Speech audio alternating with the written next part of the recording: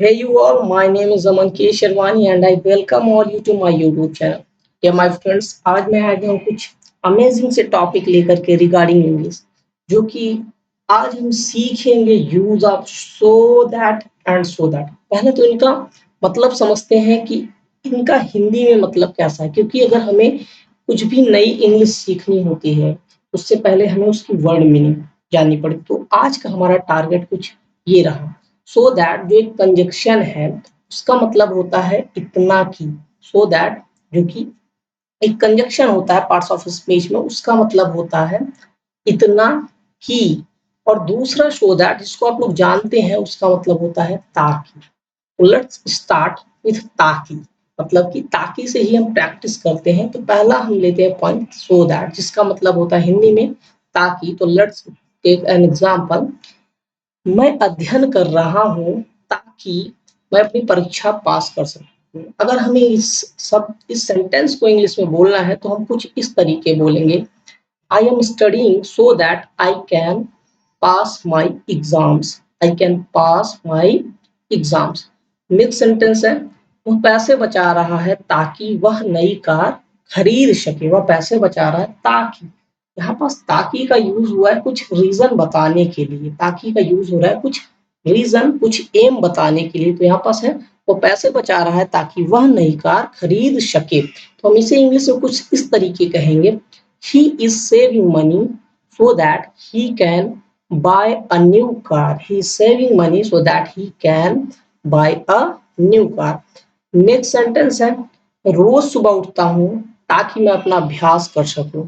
कोई भी वर्क अगर आपको मिलता है स्कूल से तो आप अगर सुबह उठ के करते हैं तो बहुत ज्यादा अच्छा होता है। तो अगर इस सेंटेंस को हमें कुछ कहना है इंग्लिश में तो हम कुछ इस तरीके बोलेंगे। I wake up early every morning. I wake up early every morning so that I can study. So that I can study.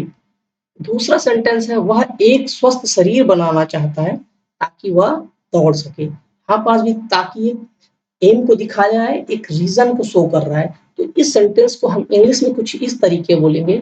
He wants to build a healthy body so that he can run. He wants to build a healthy body so that he can run. Next sentence है जो कि है वह लोगों को अधिक समझने की कोशिश करता है ताकि वह उसकी मदद कर सके। तो इस सेंटेंस को हम इंग्लिश में कुछ इस तरीके बोलेंगे। he tries to understand people more so that he can help them. So that he can help them. He tries to understand people more so that he can help them. आप इस तरीके के sentences को so that लगा करके, अगर हिंदी में कहीं ताकि आता है तो आप सो दैट लगा करके उस सेंटेंस को इंग्लिश में आराम से मेरे हिसाब से आप बना पाएंगे। चलिए देखते हैं दूसरा पार्ट जो कि है so dash dash dash that, जिसका मतलब होता है इतना की। ये सेंटेंस में एक निगेटिव फॉर्म को क्रिएट करता है, एक निगेटिव सेंस को क्रिएट करता है, इसलिए मैंने लिखा है it is a negative phrase. ये निगेटिव मतलब लाता है सेंटेंस में। कैसे वो आगे जानते हैं। लेते हैं एग्जाम्पल से वह इतना कमजोर है कि चल नहीं सकता। वह इतना कमजोर है कि चल नहीं सकता। यहाँ पर देख सकते हो आप लोग कि यहाँ पास नहीं वर्ड एक आया है, नहीं, जो कि इंग्लिश में हम बोलेंगे he is so weak. He is so weak that he can not walk. He is so weak that he can not walk. Next sentence लेते हैं और समझते हैं और अच्छे से। वह इतनी थक गई थी कि चल भी नहीं पा रही थी। वह इतनी थक गई थी कि चल भी नहीं पा रही थी। अगर इस सेंटेंस को आपको इंग्लिश में बोलना है तो आप बोलेंगे she was so tired, she was so tired, she could not walk.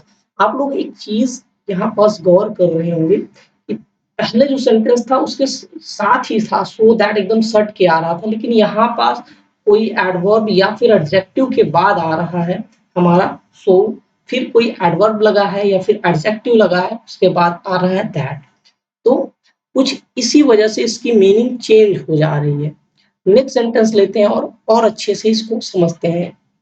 इतनी देर हो गई थी कि हम बाहर नहीं निकले। इतनी देर हो गई थी कि हम बाहर नहीं निकले। तो इस सेंटेंस को हम कुछ इस तरीके बोलेंगे। It was so let that we did not go out, हम बाहर नहीं निकले। It was so late that we did not go out। जब भी अगर सेंटेंस में इतना की आता है तो हम हमेशा सो फिर कोई एडवर्ब या फिर एडजेक्टिव लगा के दैट लगाते हैं। वह पढ़ाई में इतना कमजोर है कि पास नहीं हो सका, वो पढ़ाई में इतना कमजोर है कि वह पास नहीं हो सका। तो इस सेंटेंस को हम कुछ इस तरीके बोलेंगे, he is so weak in study, he is so weak in study that he could pass, that he could pass. अगर इंग्लिश सेंटेंस में देखा जाए, इस इंग्लिश सेंटेंस में तो कहीं भी नॉट का जिक्र आया ही नहीं, कहीं नॉट का हमको कुछ लग ही नहीं है, लेकिन हिंदी में नहीं शब्द आ रहा है। तो यही है so dash dash dash that का मतलब इतना की, क्योंकि ये सेंटेंस में एक निगेटिव सेंस को क्रिएट करता है। नेक्स्ट सेंटेंस लेते हैं, और नेक्स्ट सेंटेंस तो था ही नहीं, सॉरी टू से, लेकिन आज हमने पढ़ा कुछ टॉपिक जो हमने कवर किए वो था so dash dash dash that, जिसका मतलब होता है इतना की, जिसमें मैंने आपको बताया कि ये सेंटेंस में निगेटिविटी लाता है, निगेटिविटी सेंस की क्रिएट करता है। जैसे कि यहाँ पास अगर आप देखोगे ये नहीं वर्ड आ रहा है, बट अगर हम इंग्लिश सेंटेंस में देखें तो कहीं भी नॉट का जिक्र आया ही नहीं, कहीं नॉट मेंशन ही नहीं। जैसे कि वह पढ़ाई में इतना कमजोर है कि वह पास नहीं हो सका, he is so weak in study so that he could pass, he could pass।